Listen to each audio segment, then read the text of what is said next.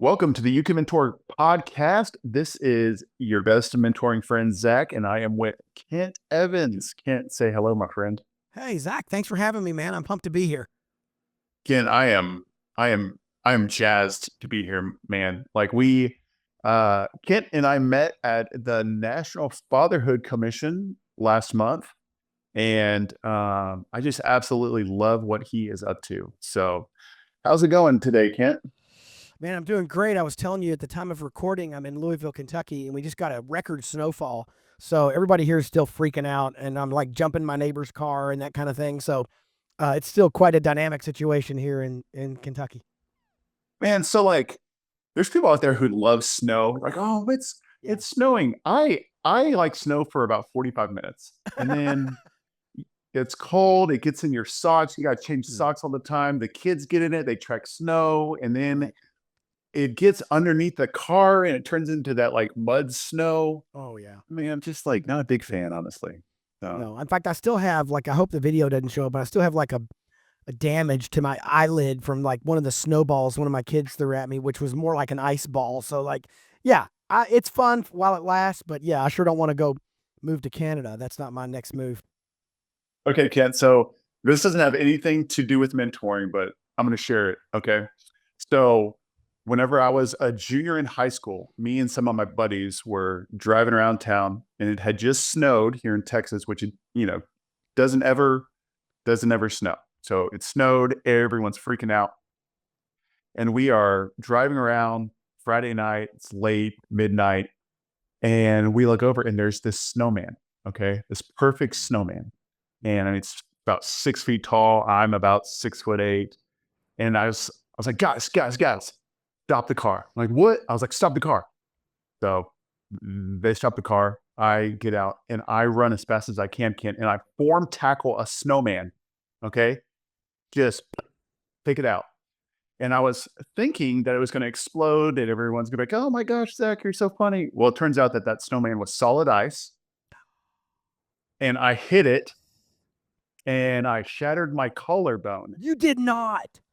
Yeah. That's So fantastic. you can kind of see it through my sweater.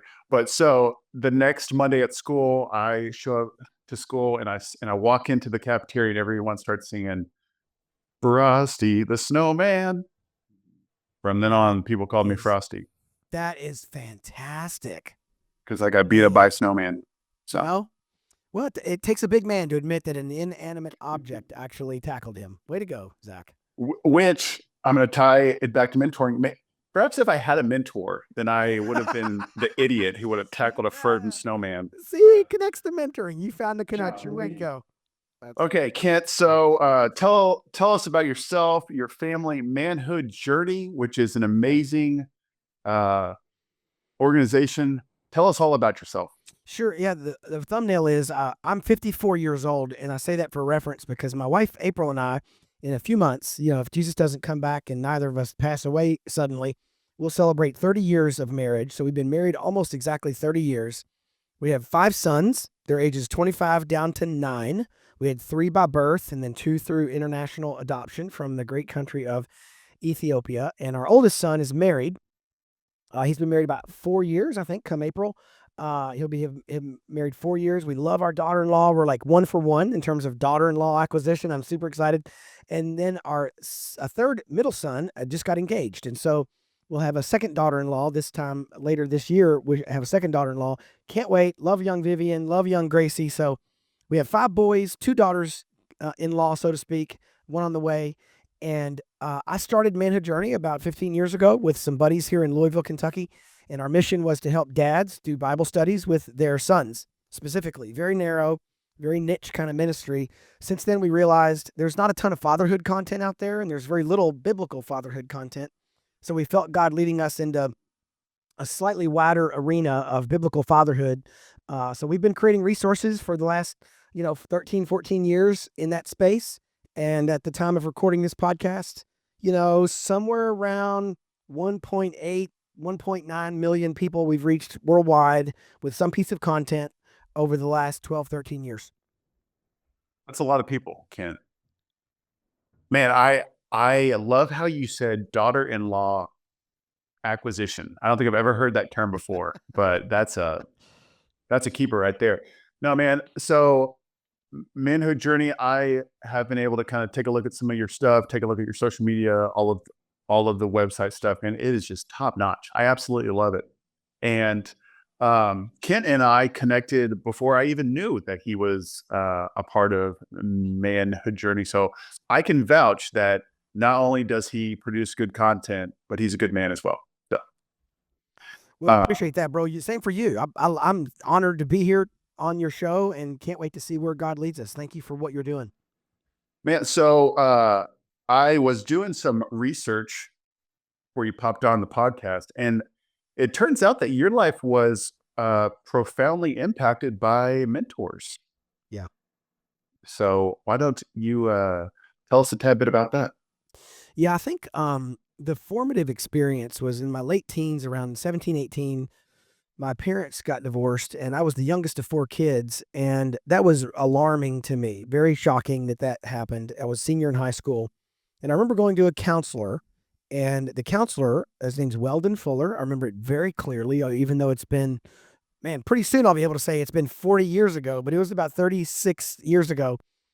And as I described my situation to this counselor, he said, "Hey, I think part of what I'm hearing is you don't want to end up where your parents are and be in the same boat they are when you're older." And I said, "Yeah, exactly." And he said two things that were extremely profound that I never forgot. One was, he goes, "Well, um, you know what's interesting? Life has a way of turning you into whatever you hate." And it was really, I know so many men, Zach, who are 30, 40, 50 years old, still trying to not be their own father or not be their own mother or not be their own high school sports coach or whatever. And they're living a life anchored to anger and hate of somebody in their past. And Weldon was telling me, you're going to become a worse version of that guy if you just keep all this bottled up. And the second thing he said that was super profound is he said, you can't become the unsomething. And I said, what do you mean by that? And he goes, well, like just say, I don't want to be an astronaut, or I sure am not going to be a fireman. Your brain does not know what to do with that command. You can't become the unsomething. And I said, okay, so what's the answer? And he goes, go find people who have what you want. Go look for people throughout your life that if you want to be a better golfer, find good golfers. If you want to be wealthy, find rich guys. If you want to be married for 50 years, find dudes who've had a long marriage. Go find people who have some piece of a puzzle that you want in your life and learn that from them. And he didn't say the word mentor, he didn't say that kind of language, but that's what he was pushing me toward, right? Is go learn from other people. And they might even be younger than me. It's not about age, it's about experience, skill, character. So he said, go find these people, observe what they have, and learn from those other people. And that's the essence, I think, of being a good protege, is learning how to learn from other people. And along the way, I accidentally became, a mentor of others by learning how to first be a good protege. Man, Ken, it sounds like the two of us have a lot in common, my friend. So, man, I can remember just holding on to all of that anger and all of that bitterness. And man, it was just not good for my soul until I met guys that I was like, huh, I think I kind of want to be like this guy. Oh, so this is what it looks like to be a good husband, to be a good father, to be a good man. This is what it looks like to follow Jesus.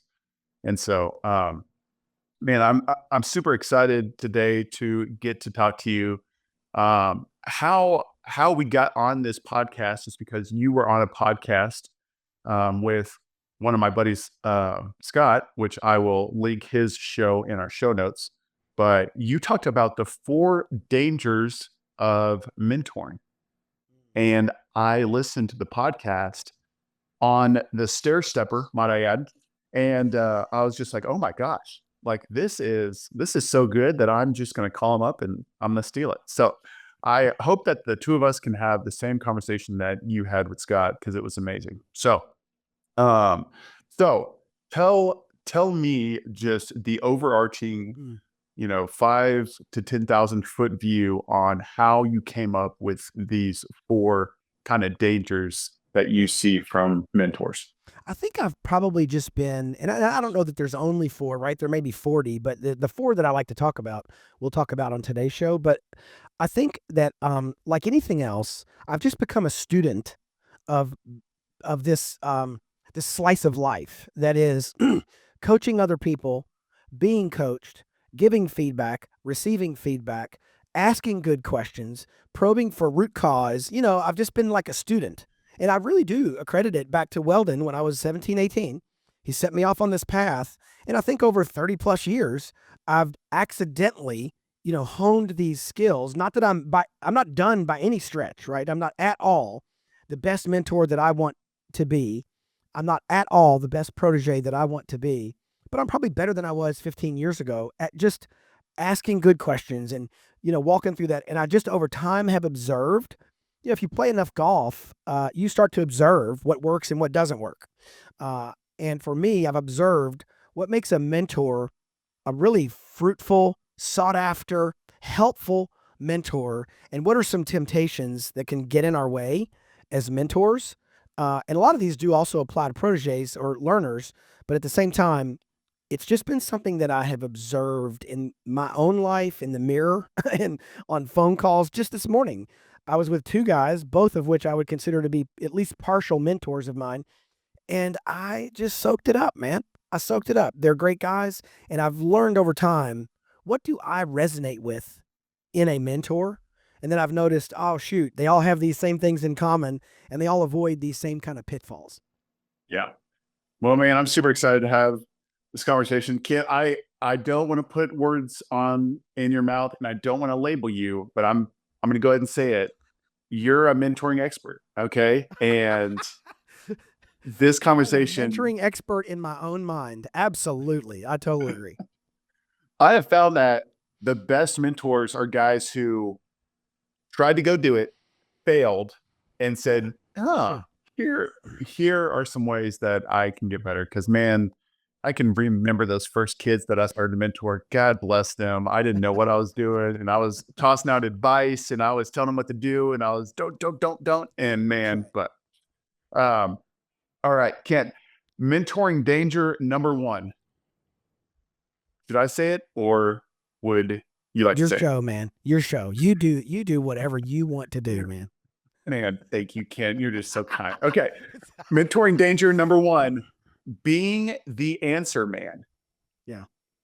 I Why like don't to you tell us start more about that? Yeah, I like to start here because I think often we have a fundamental we have a broken paradigm when it comes to mentoring. And if we start here, if we say, hey, one of the dangers that you have as a mentor is being the answer man, a lot of people are like, wait a minute, stop. Isn't that the job of a mentor? Like, didn't you just say, like, the danger of being a brain surgeon is helping people with their brain surgery? Like, wait a minute. No, no, no. Let's come back. A mentor often does not have all of the answers, or if they do, they're too smart and savvy to tell you those answers right out of the gate.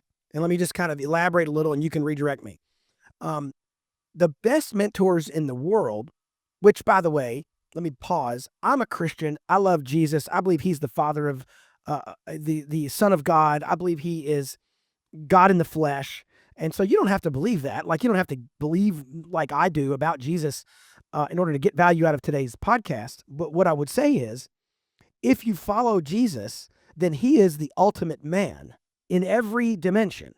How he talks, how he walks, how he thinks, how he prays, everything about him is the penultimate example of how to live this life. As my friend Dan Spader used to say, Jesus was man as man was intended to be.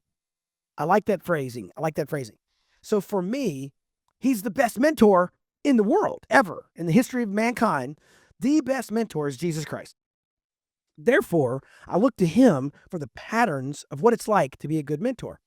Jesus asked over 300 questions captured in the New Testament, which means what? He asked more than 300 because those are the ones we captured.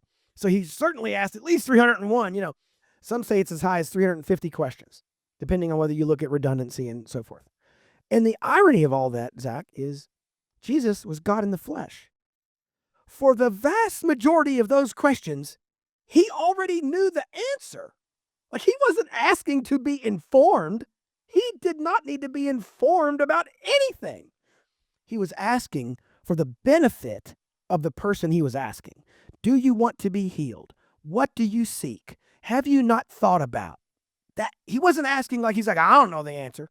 Gosh, do you want to be healed? Sure hope he says yes, because I was going to do a miracle today. Sure hope. Instead, he was asking the question because he knows how our brains are wired, because he formed our brains out of nothing. So he knows when we're asked questions, things happen in our brain that are more powerful than just when statements are made to us. So, as a mentor, you got to avoid being just the answer man and instead become a great question man.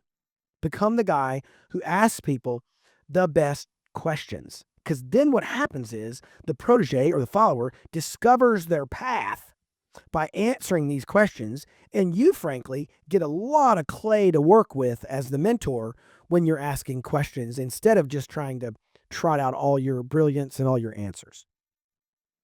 Golly, Ken, that's so hard to do, though. It's so much easier just to give them the answer, isn't it? Um, Easier, I don't disagree. I don't disagree. However, you got to keep doing it, right? Proverb says, you see a man who's angry, you go rescue him, you're just going to have to rescue him again. And so it's the idea that we all have heard before, right? Teach a man to fish, you feed him for a lifetime. Give a man a fish, you feed him for a day. So when we give someone the fish of the answer, we've not really enabled them to make wise choices in the future. I'm a mentor of 5 boys, right? My primary mentorship is the 5 sons that lived under my roof. And what I want is I want them to be able to make decisions without me. With like that's my objective. I remember when my oldest son bought a house, his first house, and he didn't really ask me a lot of questions about it. And I remember when he called me and said, "Hey, we put a contract on a house down here in Nashville." For about 4 seconds, I was a little bit offended. I was like, "Man, I probably could have helped you think through that. I probably could have done blah blah blah." And then I realized, "Oh my gosh, this is exactly what I wanted to happen. Congratulations." He's out. He can think for himself. He can do financial analysis. They can do a budget. Praise Jesus. I don't got to help this guy do the basics anymore. Now I can just be his coach and his friend because I don't got to help him. And so, yeah, it's easier to provide the answers, but you just stay in that business forever. And that's a great perspective that I have never actually thought about is by teaching them to think, by asking good questions, and by letting them discover their path by answering your questions, you are paving the way from your relationship to go from mentor to friend. Right. And like that is ultimately what we all want, right? Like there are so many people out there who are mentoring kids who are 10, 15, and the hope is that when they're 30, when they're 40, you are still hanging out with them. Yeah. But man, I hope that that looks different then than it does now. Well, and I would even double down and say what you're doing is I heard a guy say one time, Zach, homeless people and CEOs have money problems. They both have money problems. However, they're very different money problems, and you'd rather have the money problems of the CEO than the homeless guy. So his point was don't try to work through life and become problem free. You're never going to be problem free. Instead, upgrade your problems.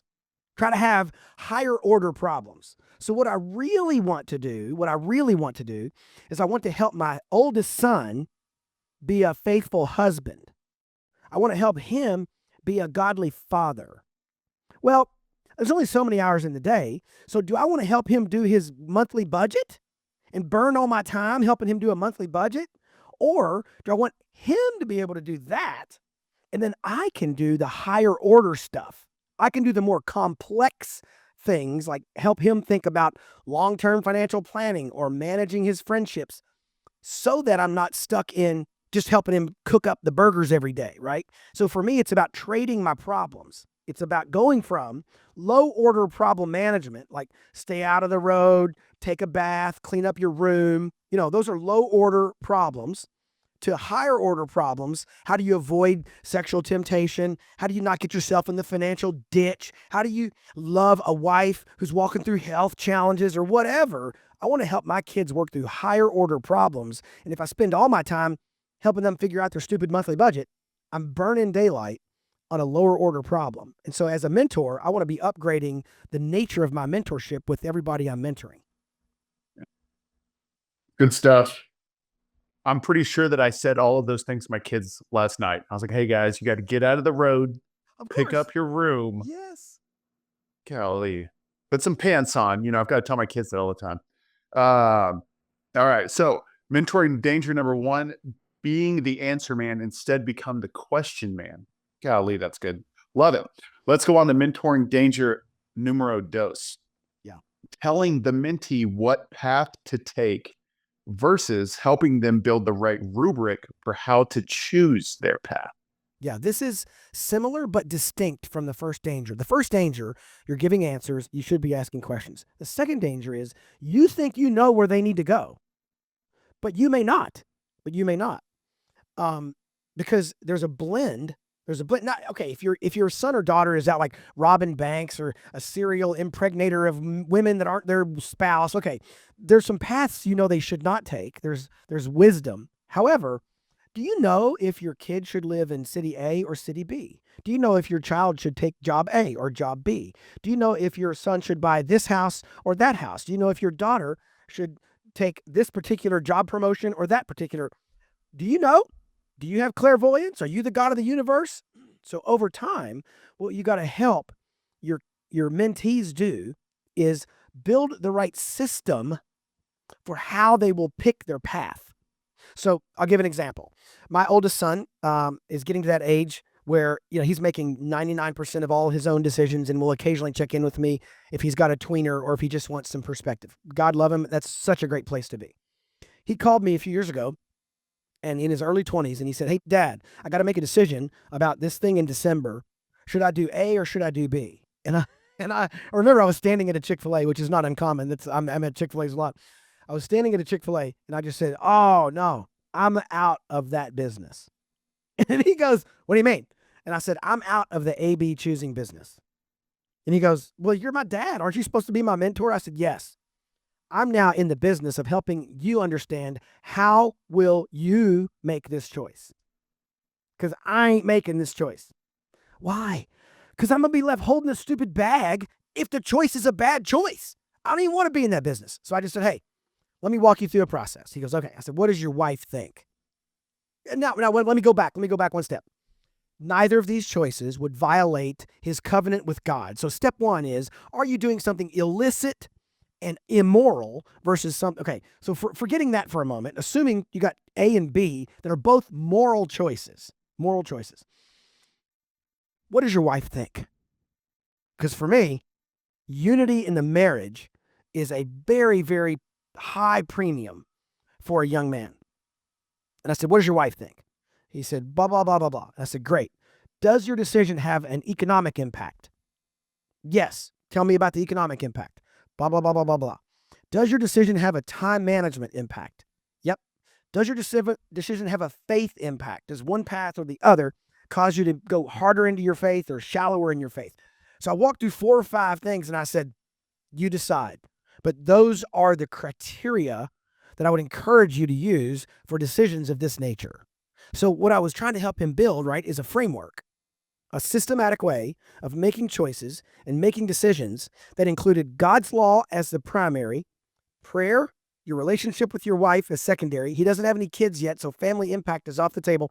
Then it's economics, then it's time, then it's faith. And you could debate whether it should be faith or this or that. My point is, stirring all those in a pot, I'm going to let him make his own choice. And I'm going to help him build the rubric for the decision. That's what I want to help him be able to do, because then I think he'll make wise choices without me. And that's really good.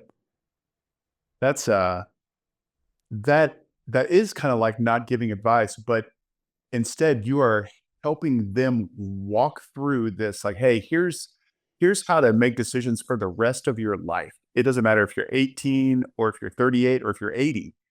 And man, I mean, just like how many of our mentees need to learn that decision making process, how to invite others in, how to receive counsel, how to really take a step back, slow down, and hey, how is this going to impact my relationships? How's this going to impact my community? How's this going to impact my family? How's this going to impact, all of my finances? And that is something that if you grew up without a dad around, or if someone has never taught you those things, you just don't know how to do it.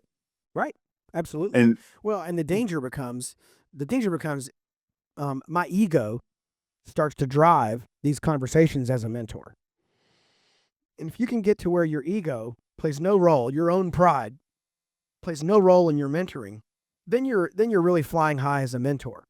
Um, yeah, and we'll get into this with the other couple dangers, but the big enemy of the first two dangers, the temptation is I want to have all the answers and I want to tell you what to do. yeah. Uh, man, that's ego. That's ego, and we got to get our ego out of our mentoring, or it just won't be as effective as it can be. And that right there, I mean, Kit, you've said some awesome things, but that right there might have been my favorite thing that you've said all day. Man, we have to get the ego out of mentor. 100%.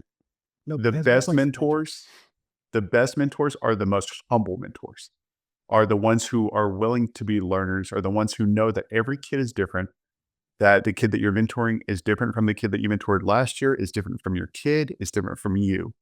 Man, that's so good. Yeah. All right. Mentoring danger number 3, my personal favorite, might I add.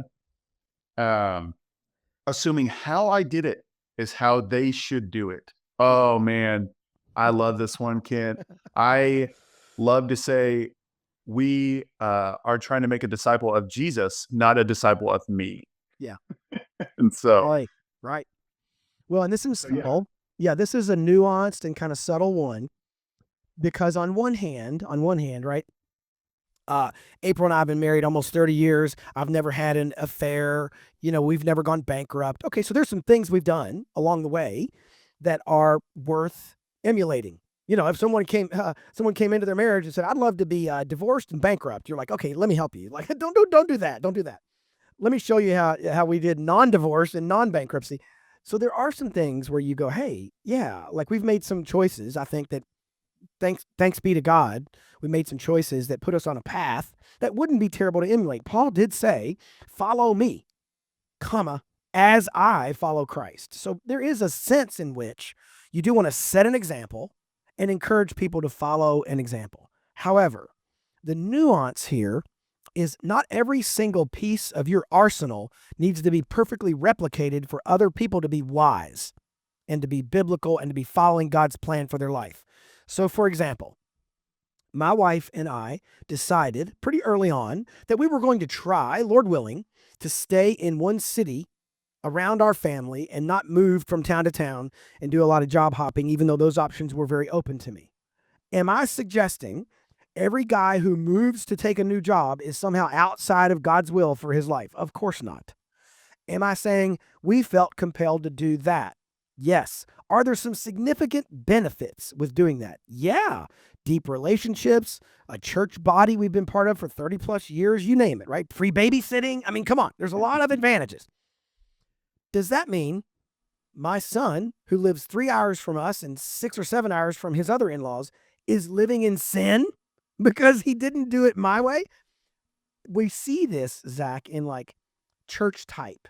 You're a diehard Southern Baptist, and if your kids want to go to the evangelical free church, you're ready to sign them up for Satan classes. You're like, oh my gosh, they've gone off the deep end. Okay, we see it in church attendance. We see it in like maybe whether your kids decide to drink alcohol or not, or you did or didn't. We see it in whether they get a tattoo or not, and you did or didn't get a tattoo. We see it in how many hours they work. We see it in whether they go into debt, etc. Now, is there lack of wisdom in unrestrained debt? Absolutely. The Bible has a lot to say about how we manage our money. However, does that mean your kid should never get a home loan? Does that mean your kid should never get a car loan? Does that mean your kid should never go to the bank and help them fund a startup business? Careful, right? Careful. So for me, exactly how I did it, I like to say, I'm happy to tell you how we did it, and that is descriptive. That is not always prescriptive. I'm not saying because of how we did it. Oh, school choice. Don't get me started. All right. School choice, right? Public school, private school, homeschool, co op, quasi, Montessori, classical, you name it. Soon as a parent picks that path, their ego and their relative insecurity at being a human causes them to start looking at every other path as a downgrade and apostate kind of choice. Well, we did private school, and you sent your kids to that hellhole called the public school. You must not love your kids or Jesus to send them to that. Whereas the public school guy goes, so you take your little kids and put them in their holy huddle, and you don't want to be salt and light to the world. What are you doing to the evangelistic call? And everybody gets all bent out of shape, get their backs up and like their hair on the edge, wanting to defend their schooling choice as if that's what everybody in the world ought to do. And I'm reminded of what Paul and Peter both said in the New Testament about food sacrificed to idols. And does one man consider one day above another? Each should be convinced in his own mind. And this is the danger that you and I have working on projects like mentoring or fatherhood. And that is, some guy out there or some lady out there is going to listen to today's podcast, and I want to help you. Sir, ma'am, listen. I'm just a lone voice crying in the wilderness. Please go check God's word and see if anything I have said for the last 20, 30 minutes or for the next 10 minutes passes muster through God's word. I am not an authority on any of this subject matter at all. I'm an example. Go check me with God's word, please. That's the trump card. That's the trump card.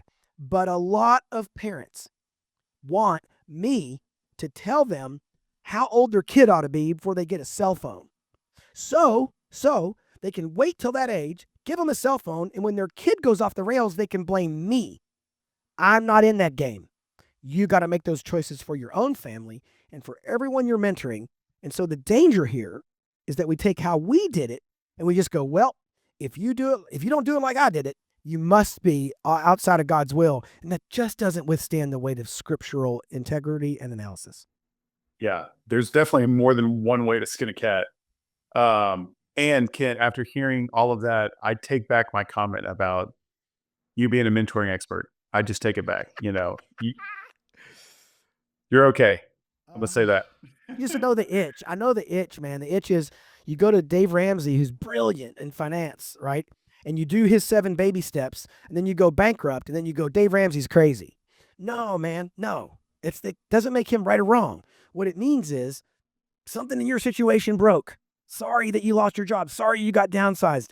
But just because you apply his method doesn't mean you have a problem-free life. Jesus said as much. Jesus said, in this world you will have trouble. You think they hated me?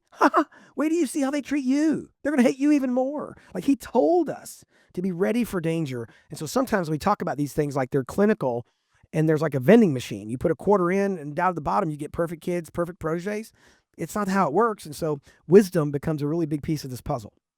Yeah, and we as mentors, let's let's focus on the majors, not the minors, right? Let's focus on character. Let's focus on heart. Let's focus 100%. that. And yeah, of course, we got some wisdom. We have some experience. I mean, we are more than happy to share that. But at the end of the day, there's 1,000 ways to be godly, and my call might not be their call. And so let's champion them. Let's support them. Let's encourage them, not for what we think they should do, but for what God has for them. And so, love that, man. That's a big one. That is, I see that so often in mentoring, and honestly, it comes out of it comes out of a good place, Oh, sure. but it also can come out of fear, man. Like, man, I, 100%. I am terrified that if you move cities, if you don't go to this school, if you don't go to college, then oh my gosh, what's going to happen? I have been mentoring you for years, and now I might look bad as a mentor, and God forbid that ever happen. And so Right. that goes back to your take earlier, Kent. Get the ego out of mentoring. Man, I'm going to make a shirt just says "Get the ego out of mentoring." I'm going to send it to you. You can put it on over your hoodie up there in Kentucky where it's snowing. All right, last one. Before we do the last one, let's talk about the first three: being the answer man versus the question man, Yeah. telling the mentee what path to take, assuming how I did it is the right way, and drum roll, please, number 4, Da, da, da, da. Never trading seats. Ken, what the heck does that mean? So I was at coffee one day. By the way, if you ever come to Louisville, I'll take you to a really cool local coffee shop. And I'm sitting at this coffee shop. I could take you to the table where I was sitting. I remember this moment very vividly. I'm sitting across from a table, a guy named Greg, and Greg had written about, at the time, 9 or 10 books, and it sold hundreds of thousands of copies. Very effective author. Um, and so I'm asking him. I was on book number 2 at the time. I think I had written 2, or 1.5. Maybe I was under the process of writing my second book. And I remember asking him a bunch of questions about book writing, agents, advances, publicity, marketing, speaking fees, all of it. I was asking him, I just pounded him with questions because he was way far down the book road from where I was, right? And then we talked for, I don't know, 15, 20, 30 minutes. And then, not all of a sudden, but as our conversation on that topic kind of closed down, he brought up the subject about adoption. Well, we had adopted 2 boys from Ethiopia. And so if you could be watching us at the coffee shop, above our heads, if there were like signs hanging in midair, while we're talking about book writing, over his head, it said mentor. And over my head, it said protege. As soon as we got on the topic of adoption, he had never adopted. He and his wife were thinking about adopting. It's like the signs switched places. And in a split second, I became the mentor and he became the protege. And he starts asking me questions about the process and adoption agencies and how long it takes and how much it costs. And it reminded me that one of the dangers of mentoring is forgetting what Ralph Waldo Emerson said, and then Dale Carnegie requoted it in How to Win Friends and Influence People. Every man I meet is in some way my superior, and in that I endeavor to learn. In his book, How to Win Friends and Influence People, Carnegie said, look, if I became homeless tomorrow, I would go to another homeless guy and have him teach me how to be homeless. I've never been homeless. I have no clue what it would be like to have to live as a homeless guy. And here's one of the richest guys in the history of our country saying he has a lot to learn and he would have something to learn. So for me, as we're mentoring people, we've got to recognize not only is it to our advantage to occasionally notice if those signs flip, right? Like, I'm a below average skier. Let's just use that as an example with all the snow outside. I'm a below average skier. If I went out to ski with somebody, almost for sure they're a better skier than I am. Like, they'd have to be a brand newbie to be worse than me. So anybody I would go skiing with would have something to teach me. They could be 12 years old. That's why mentorship is not about age. It's not even always about experience, because it's often about different experiences. I remember trying to keep up with my 8-year-old friend. No joke. Almost killed myself on a ski slope one day, trying to keep up with my 8-year-old friend, Noble, who would go down the hill with no poles. He didn't even have poles. He just got up on the top, went whoosh, and down he went. I remember thinking, man, he's pretty good. I was probably 45 at the time. And I remember trying to keep up with him, got out over my skis, literally, fell down, crashed so hard I couldn't breathe. Took me 5 minutes to find one of my skis that had sailed down the hill. And I realized I could learn from an 8-year-old how to ski better than I ski now. So for me as a mentor, but here's the thing I want mentors to hear. Not only will you occasionally be meeting with, a nuclear physicist or a pastor or an author or someone who's done birth and babies. I don't know, whatever, they might know that you don't know. It is to your advantage to learn that. But when you flip the tables, it endears you to the protege. And it makes them feel and realize that they too have something of value to give. They're not just a baby bird coming to the mentor nest and you hand them more worms. Every now and then you go, oh my goodness, you mean you played college baseball? How did you do that? How'd you stay in shape? What did you eat? How'd you learn how to hit, left-handed when you were so old? There's so much you can learn from everybody you meet. And if you never trade seats, you come off as an arrogant jerk who has nothing to learn. And I know that's not you, or you wouldn't be listening to this podcast. But when you're sitting across from a protege, have your antenna up. And when it becomes obvious that they know something you don't know, which that ought to become obvious in about 10 minutes, consider leaning in and consider asking questions. And you'll be surprised what it does for their level of receptivity later when you have some hard truth you want to give to them when the shoe has been on the other foot for at least a few minutes. Well, because what you're doing when you're asking for their feedback, when you're asking for their wisdom, when you're asking them to teach you something is one, you're saying, I don't know everything. You're being vulnerable, which is humility, but you're also giving them worth. And you're saying, hey, and look, guys, like the kid that you're mentoring, he might only know about how to, search for things on YouTube and how to play his Xbox. Okay. It's not the worst thing in the world to ask them to teach you how to play Xbox. Right. Like, man, or hey, Right. find something that you're even remotely into. Be like, hey, will you teach me? Will you teach me about this new artist? Will you teach me about this sports guy? Will you teach me about this TV show? Will you teach me about this fill in the blank? Yep. But man, it is so important for us to assign our mentees worth by saying, hey, I don't know, you do, teach me. And And so, it, and if someone's listening really carefully, I'll test their ability to like stay with me for 45 seconds. When I go into learn from you mode, right? I'm modeling how I want you to treat me. So I am modeling protege ship or mentee ship, maybe for 5 minutes, maybe for an hour. And the whole time I'm doing that, they're picking up through osmosis. Oh, this is how you treat a mentor. Got it. It's like I'm putting on a clinic on how to be a protege for a minute without saying it out loud, without going, hey, I will now demonstrate what it's like to be a good, effective protege. But when I do that, they're going, oh, I see, I see. It'd be kind of like if you and I walked into the film room on a Monday and there's like, Drew Brees or, Tom Brady sitting there watching film and there's an offensive coordinator in the room.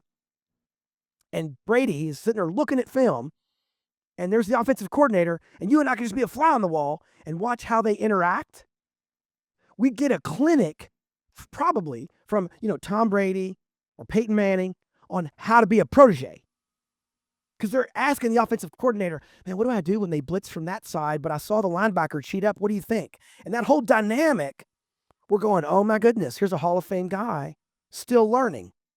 Well, when you turn the tables on your protege and you learn from them, you're putting on a momentary clinic on how to be a protege. And it will teach them through osmosis. man, Kent, awesome stuff, man. I love these 4 mentoring dangers. So good, so practical. That's why you have a couple books. I'm going to just talk about your books real quick. Wise Guys, which talks about what it means to surround yourself with wise guys. That's why it's called Wise Guys. We got this new book that comes out. It's called, Kent, why don't you share what this is called? Oh, you're on mute, buddy. Oh, sorry about that. That It's okay. book's called Don't Bench Yourself.